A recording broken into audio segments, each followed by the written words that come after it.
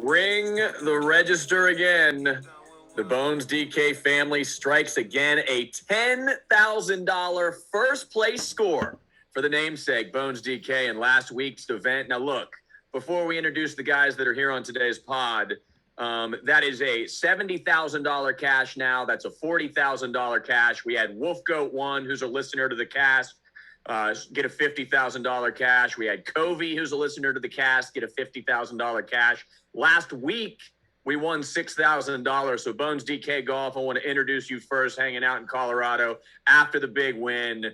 Talk about the lineup. Just talk about the momentum you got right now. You know, it's not a flash in the pan when you're able to put together 6 and 7 5-digit scores. Talk about the week, and welcome to the podcast. Yeah, man, thank you. Yeah, we've been grinding deep. It just felt so good. All our previous cashes were second place, third place. So that was our first bracelet, man, and it felt really good. And you know, thanks for the contest, only a 100-man contest, big buy-in, but the $15 entry would have won $35. So we won $10,035 with that lineup. I got to give a lot of credit to Wildman. He helps me out. We dig deep. He got me on Higo. You know, I like Perez and Poulter and English, and he likes Swafford. So I just got to throw it out to Wildman as well. He got me on a lot of these guys. I love what he provides. So listen to Wildman. I take his takes and make my plays. So it felt really good. And I want to give out shout out to Bish also. He gave me this hat, the U.S. Open 2020. He actually won the 333 last year for $10K and sent me this hat as a thanks. He wants me to wear the jacket, but it's a little hot today, so I'm wearing the hat for him. So it's U.S. Open 2021 time. I can't believe I left the old Bish Bash out there. He did have a $10,000 score earlier this year as well. So things are red hot. What do you say, Higo? Wildman called it. He also nailed it with Harris English. I mean, it was as I just said a minute ago, it wasn't only just a great week, Wildman, but there's some red hot momentum we got going into this U.S. Open. This is a special weekend for us. How are you approaching it? What kind of research have you done so far? Yeah, I think one of the great things that I say to Bones DK all the time is you can't manufacture the eye test. You know, I mean, we watch a lot of golf. We're prepared for this stuff. You know, early in the week last week, I think it was maybe on Monday even, Rob, I said, you know, I was driving in the car and I'm like, man, it's just, this course just feels like a Hudson Swafford course. He's just that type of player. And sure enough, you know, Swafford 2% owned in that contest, T2 for the win. So again, just feeling great about the first place, getting the bracelet. But this week it's the U.S. Open. It's the biggest event in this country. You can argue it's the Masters. I don't buy it. It's the U.S. Open. This is what everybody wants. It's a huge open style field, 156 players. So you're going to get a gigantic field. It's going to be long. It's going to be hard. It's going to be deep. It's going to be rough. All right. It's going to be all those things. So it should be really exciting. We're prepared. We're ready to go. I mean, majors is where we eat, baby. Let's go. Speaking of the rough, I don't know if you guys saw the Ian Poulter viral clip, who, by the way, if they're giving away that $40 million to a social media player on the tour right now, Ian Poulter's got to be in the top 5. But did you guys see the rough? I mean, we all know what U.S. Open rough is. It's 4, 5, 6, 7, 8 inches deep. But you couldn't even see this guy's ball. He was right on top of it. He had to really, like, kind of weed down. The course is always difficult at U.S. Open, and it does take a very special kind of player to win the U.S. Open, Bones DK. So, you know, where do you kind of what kind of stats are you looking at? Because you got to be good everywhere. You got to be able to putt. You got to be able to hit small targets on the green, and you got to be able to put it out there a long way in really tight fairways. So it really is going to take the complete player this week that's going to win this thing. Yeah, I know everyone's talking about driving distance, obviously, but hey, you want those guys that are accurate off the tee, because if you are short off the tee, but you're hitting it down the middle, you're going to still have probably an advantage of somebody that's hitting it 20 yards further than you in the deep, deep rough. So, you know, I'm looking at guys that can just really hit it down the middle, good irons, and somebody that can putt. I mean, when Tiger Woods won this in 2008, he won it at -1, and it was only him and Rocco Mediate that finished under par here in 2008. So it's going to be a really difficult course. So I'm looking at guys that are accurate off the tee and bogey avoidance. I mean, a par is going to be good enough this week. If you just shoot even par, you might win.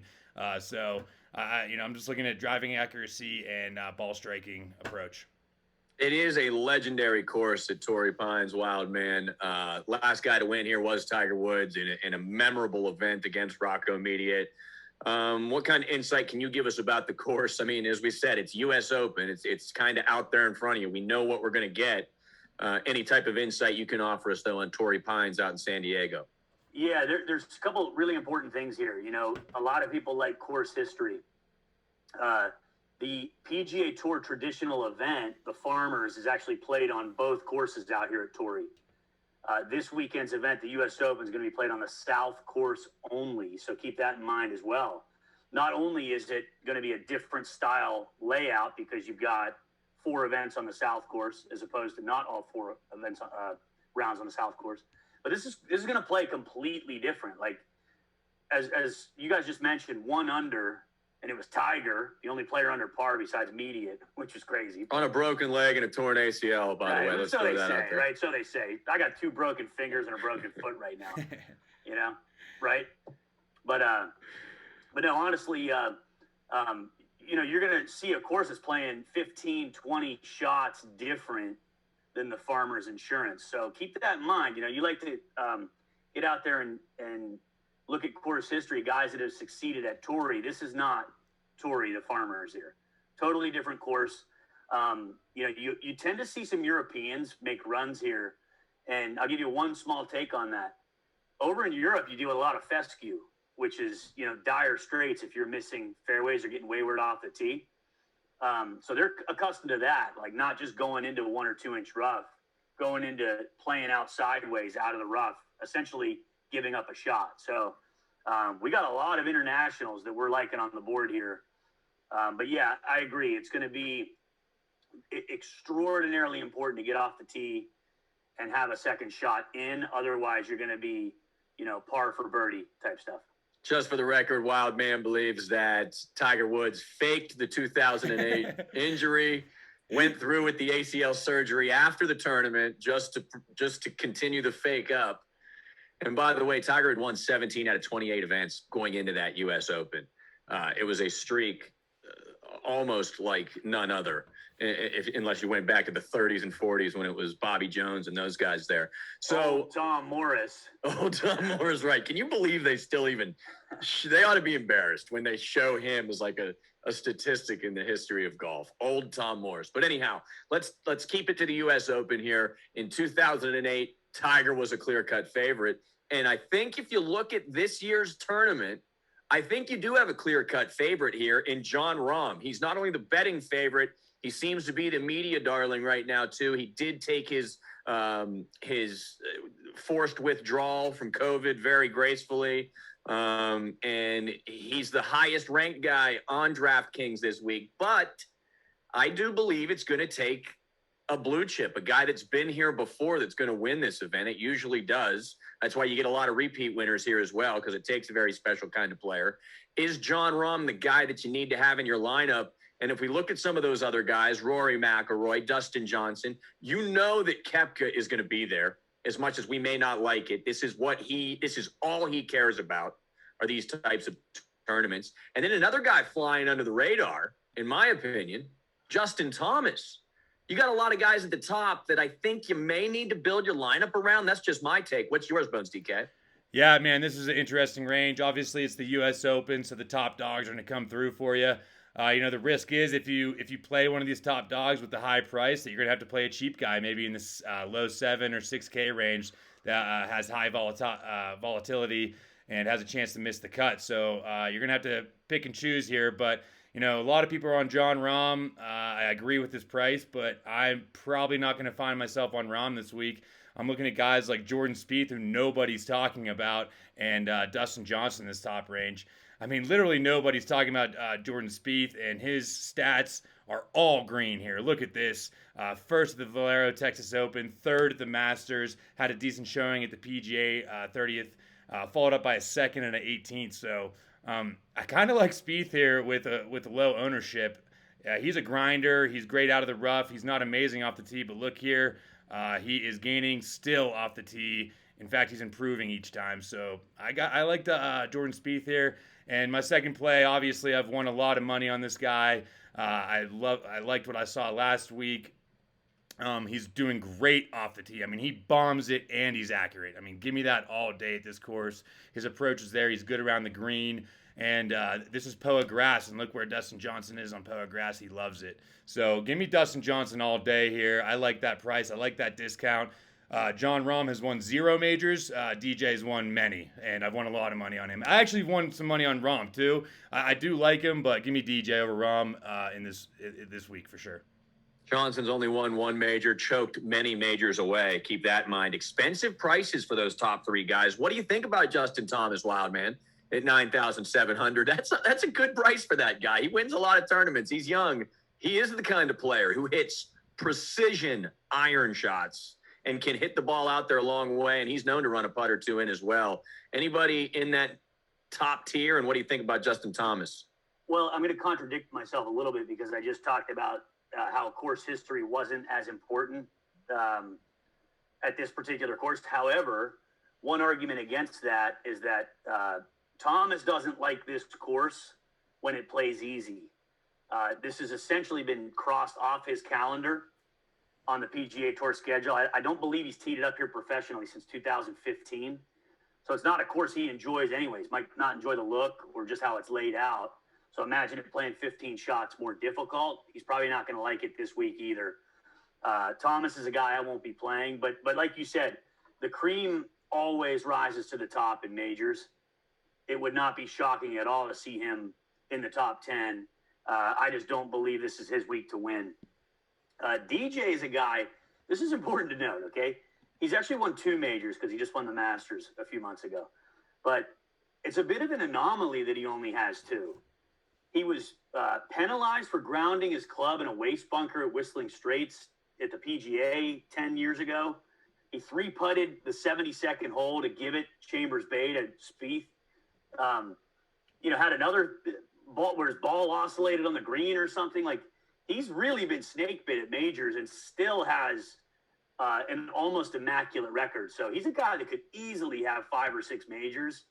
But most importantly, a guy you should expect to be there anytime he tees it up. Cool as a cucumber. So I like DJ a lot in this range, especially at a shorter discount and from the top, that is, and potentially an ownership break. I mean, all day long, DJ. That's good stuff right there. So the $9,000 tier really isn't that loaded. So we're going to throw some guys from the $8,000 tier in this next group as well. You have Schauffele at $9,300, Morikawa, who's a major winner, at $9,500, Cantlay, who just won last week, Patrick Reed, who I don't know what your models are saying, guys. Again, I'm just the host that throws out some opinions. But boy, I like Patrick Reed also playing with Jon Rahm in the first 2 rounds. That leads me to believe that Reed's going to have his A game going. Then you got some pretty good, some pretty solid guys to think about here with Matsuyama, Webb Simpson, Zalatoris, who's had 3 top 10s in majors this year, Scotty Scheffler, who we love so much at 8,500, Bones DK. Are you starting your lineup with any of these guys? How are they getting in? If they are, how are you working them into your lineup? Yeah, this is where you get a lot of value here, and this is what I'm talking about. If you don't start with Rahm or DJ, you're going to get some juicy prices here with great players. I mean, Xander Schauffele, Victor Hovland, Patrick Cantlay coming off the win over Morikawa, and then you got, like you said, Patrick Reed. I think it's Patrick Reed season. I do agree with that. I mean, you could easily start, a top guy like DJ or JT and pair him up with Reed this week. So I love that pairing. This is a really juicy range. Xander's killing me. Morikawa, I don't know what to do with him. I mean, his price is offensive if you ask me, $9,500. This guy almost won last week. He literally has the best irons in the entire world right now, and it's not even a question. You can't argue it. So it just depends if he can handle the fast greens and around the green. The rough is long, so if he does miss, that does worry me a little bit. You need guys that can save themselves good around the green, that can play, that save themselves out of trouble here, out of the sand. So if Morikawa is off, he tends to implode like that, and that's what the problem with him. He either comes in first or it seems like he misses the cut. So Colin Morikawa is interesting. he can win this. Xander Schauffele, love this guy. He actually has top 6 in all 4 of his U.S. Opens. And I know they're different courses, but that just goes to show he shows up at majors, 3rd at the Masters, but did miss the cut at the PGA. However, his irons are there, good off the tee. You can see his stats are there, good on POA. So, yeah, I like Xander Schauffele this week. I'll give some Wildman some time here, but I do want to talk about Will Zalatoris and Scotty Scheffler in a minute. I don't know what to do with those guys. They're the young guns that need to prove themselves, but I don't know. Wildman, who else do you like out of this range? Schauffele, I mean, I'm pretty sure I heard Schauffele was in the crowd when Tiger hit the putt in 08. He was. So he's a local guy. Watched Mediate's, heart break into 2 pieces live. But, yeah, I mean, 4 top 6s, that's not a fluke, I think you're getting Schauffele as, what is he, the 10th highest priced golfer with that kind of track record, local guy, and has played well in other majors too. I think Schauffele's probably going to be a high-owned player who should play very well. Patrick Reed, man, don't forget this, guys. Ryder Cup's coming up, and Jon Rahm's going to be on the European team. So this could be a preview of, what kind of guts these 2 guys have staring each other down, especially with Rahm being the heavy favorite this week. Wouldn't you like to see Reed come out and pop a few birdies in there and maybe put Rahm on the ropes? Don't put it past him. Reed's a major champion and a guy that gets up in the biggest moments. Don't be surprised to see him play very well this week as well. And then the last thing I'll say here is, I said cream rises to the top, right? Look at the last 2 major winners in 2021 since, the COVID struck season. Matsuyama and Mickelson. So any of these guys that have talent can win out here. I think the Zalatoris versus Scheffler argument is an interesting one as well, Rob. But what I would say is, you got to remember this too, guys.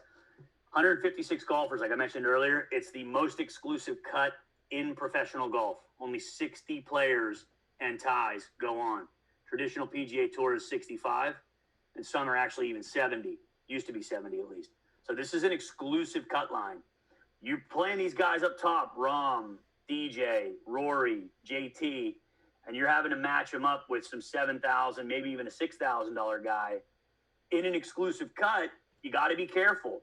You want to have 6 guys in your lineup that you would not be surprised to see lift the trophy on Sunday. So that's a piece of advice for you as well. Got to have 6 for 6 here.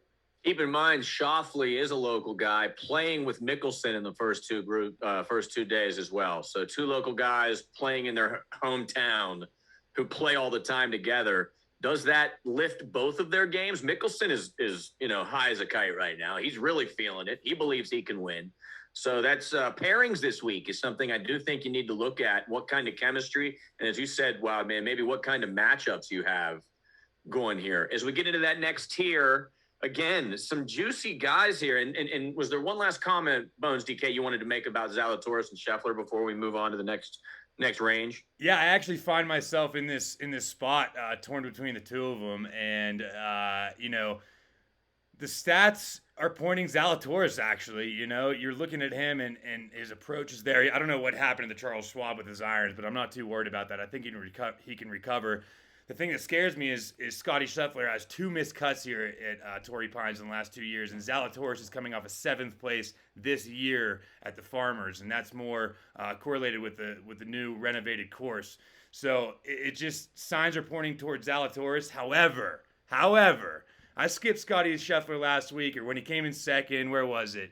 Yeah, he came in 3rd at the Memorial. I had no shares, maybe 1, and I was sick to my stomach. I love Scotty Scheffler. Let's go Scotty Scheffler for the win. He shows up at Masters. Plug him in your lineup. All right, man. You heard it here first. We've always been a big fan of Scheffler, but Bones doubling down on him this week. Let's go, baby. Let's get into that next tier, man. Daniel Berger, who seems to play his best, honestly, in major tournaments. Tyrrell Hatton, who I know, I don't know what the models say about you guys, but I feel like a lot of, I don't know if you'd consider him chalk, but I feel like a lot of people are talking about him this week. We love Corey Connors on this podcast. We love Louis Ooh on this podcast. We love Rosie. We love Cam Smith. Oh, man, this is like, choosing between your children here. Who you liking, TW man, out of this next tier? goes anywhere from 8,400 down to 7,700. I'll give you guys a really quick riddle here just to show you value again. Player A is a betting favorite, one of the top players in the world, 2 for 4 in his last 4 U.S. Opens with 1 top 20. Player B is 4 for 4 in his last 4 U.S. Opens with 2 top 10s and 3 top 20s. He's also a major champion with multiple runner-ups in the field. They are separated by over $3,000 in DraftKings. What player do you want? Player A is Jon Rahm. Player B is Louis Oosthuizen. I'd like B. So there you go. That's $3,000. Think about that when you're trying to go 6 for 6 here. You know, betting favorite is one thing. You know, that's how public money's coming in. That doesn't mean that they're the most likely to win. So remember that. I'm all over Oosthuizen here. When you're talking about guts and glory, I mean, steady Eddie off the tee, silky smooth swing, in the fairway, up to the green, 2-putt pars, making birdies when he needs them at majors all the time. That's a guy I'm really, really looking hard at. And then I would also say Paul Casey. I'm like Jekyll and Hyde with this guy, man. I've faded him most of my life, and he's burned me quite a bit. I played him back at Pebble in my big lineup at the U.S. Open a few years ago. And I think he shot 79 on opening day. It was DOA. So there's a case for Paul Casey right now. I don't know. I think I'm just going to have to trust my instinct on this one, and I don't know what my instinct is yet.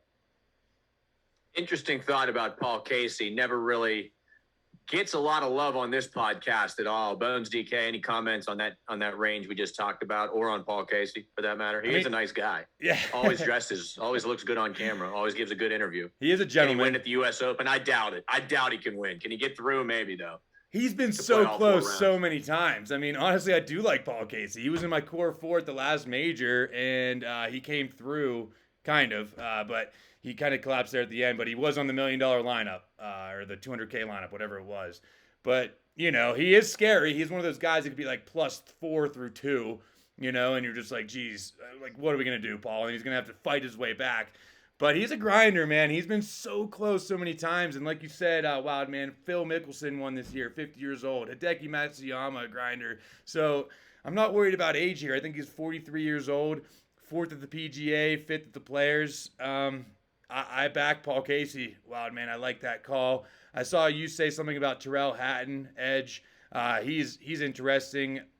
He likes Poa. I played him last week. Came in 2nd place. His irons are there. The only thing that scares me is his major history. I mean, he just has the worst history you can imagine in majors, and he seems to be a little bit of a baby, honestly. You know, he's throwing his clubs on the course. He might be a little bit of a head case. So I'm hoping that people are actually going to jump on Hatton coming off a 2nd, and he's going to implode like usual. So good luck playing Hatton this week. It might bite me in the ass, but I'm not on Hatton this week, even though I played him last week coming off a 2nd place.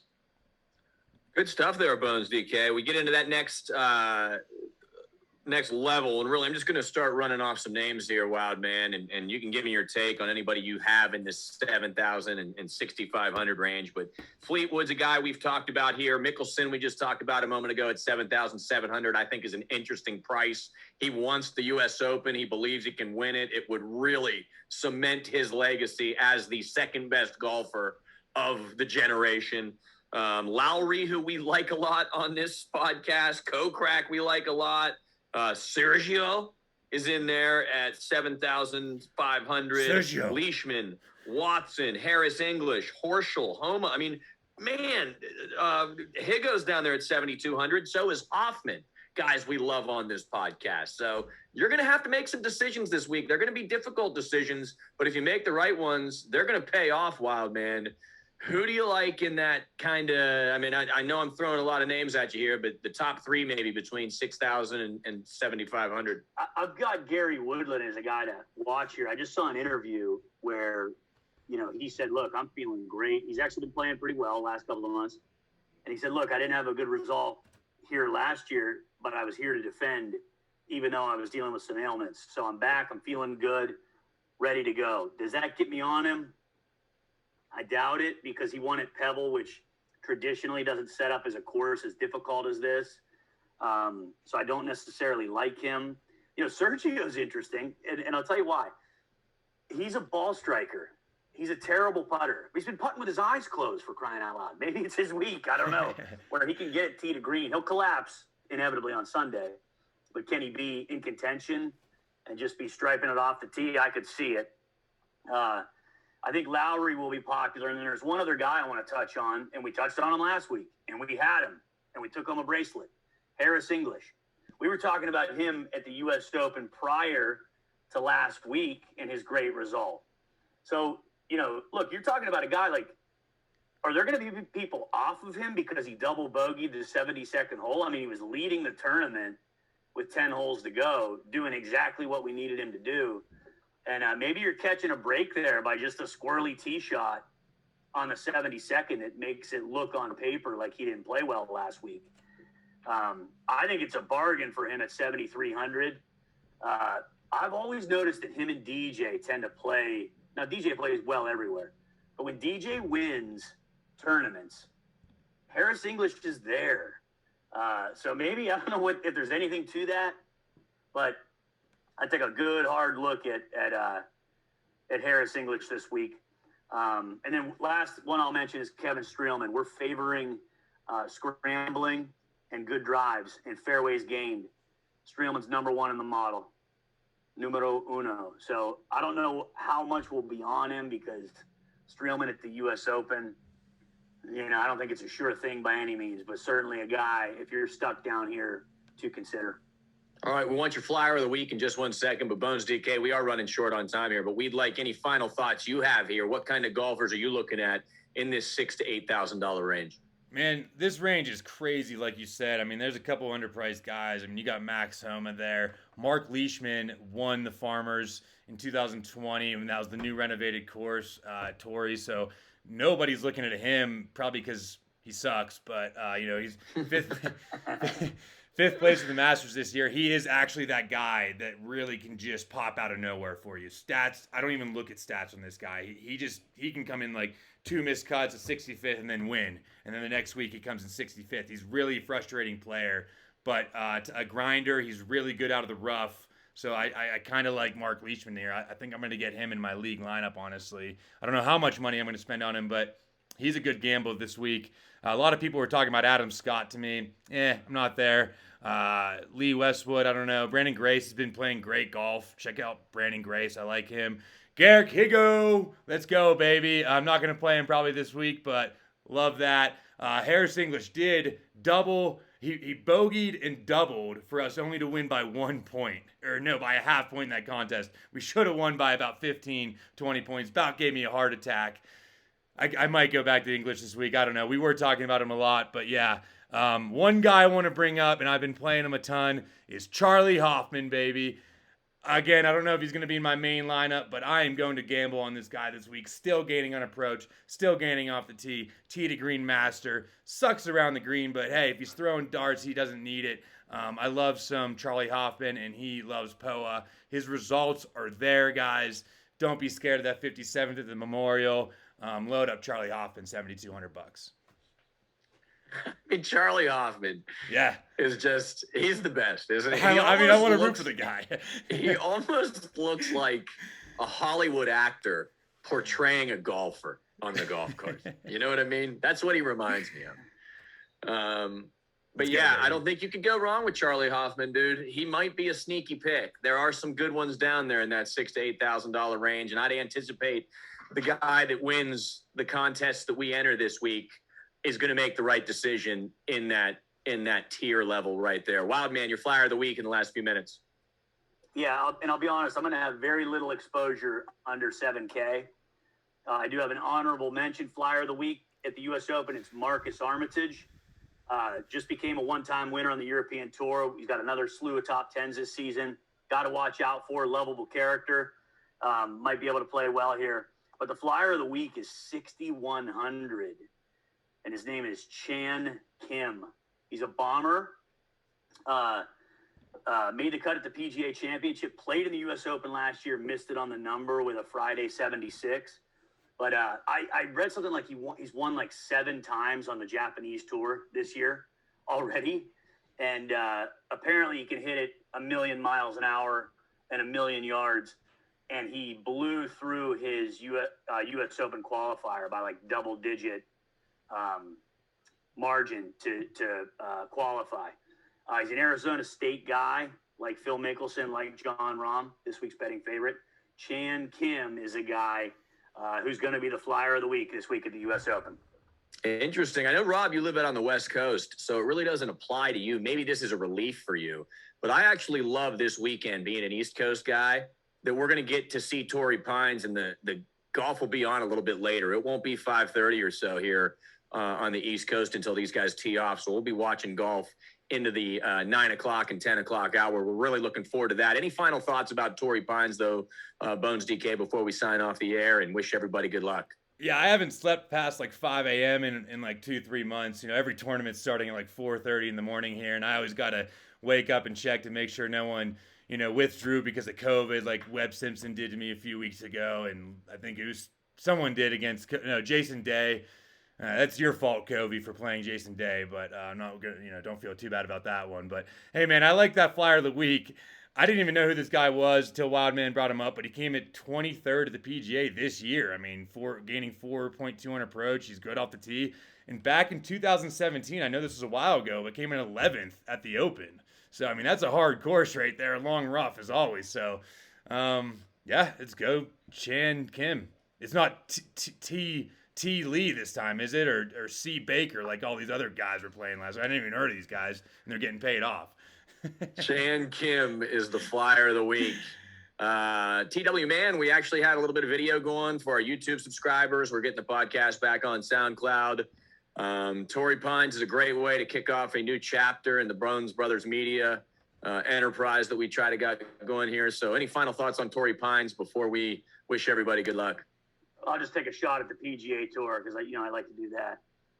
Can we just have enough of the Koepka versus DeChambeau? Like, how ridiculous is this? Everywhere you look, it's like Bryson versus Brooks. Are you team Bryson or team Brooks? Like, Koepka's this bad boy. You want to talk about Hollywood actor? Yeah. This guy's like a Hollywood actor, bad boy. Like, he plays the part. Like, you're some country clubber. Well. Just relax, man. Like, the announcers are like, he's like a linebacker, Well, Koepka is winning the battle of public opinion, which I think is a little frustrating for the people out there that think he's a little arrogant and things like that. But let me just say this: DeChambeau doesn't do himself any favors. But a guy like Brad Faxon, who is completely irrelevant to the PGA Tour right now, is going to suggest these outrageous things so that Brad Faxon, who's starved for attention, can be in the limelight here. There is no way the PGA went to a player to ask them about pairings, and there's no way the PGA would put such a spectacle on during the biggest event of the year. I know, it's almost wherever Brad Faxon got this information, he either fabricated it out of thin air or has a source who's worth a shit. But he felt compelled to come out and say that so that Brad Faxon could be in the media. Let's just square that away, right? You know who his source was? Probably Sal Governale. Yeah. Captain Jenks. Yeah, Crank Janker. Yeah. All right. Well, it is the best event of the year. I know we love the Masters because it kicks off tournament season, but it's played at the same course every year, and it is a tradition unlike any other. But the U.S. Open is America's, tournament at some of the great municipal golf courses and country clubs throughout America. So we're all looking forward to that. Torrey Pines, again, if you're an East Coast person, it is going to come on 3 hours later than normal golf would. And Bones DK, can we get your plays of the week on Twitter? Are you going to be dropping those anytime soon? Yeah, I'll put my top plays out, and I wish everyone luck this week. Let's ride this heater. I want the fans to win. I want everyone to win that's following us and believing in us. And if you have certain questions about players, feel free to reach out to me, DM me. But I really wish everyone luck. Let's win some money this week, guys. Follow us on Twitter. Get us on YouTube. You can follow us on SoundCloud as well. So any platform, we got the video, we got the audio. He is Bones DK Golf, a winner of $120,000 in this last calendar year in the PGA Tour. He splits it with TW Man 66, who's rocking and rolling down there in Tampa Bay. I am Golf Guy WV. You can follow me on Twitter. My quest to 100 rounds. I'm at 38.5 right now, and I'd take the over if I was a betting man, which, let's be honest, we all are. Good luck this week at the U.S. Open. Torrey Pines, thanks for listening to the Bones DK Golf Show. Thanks, guys.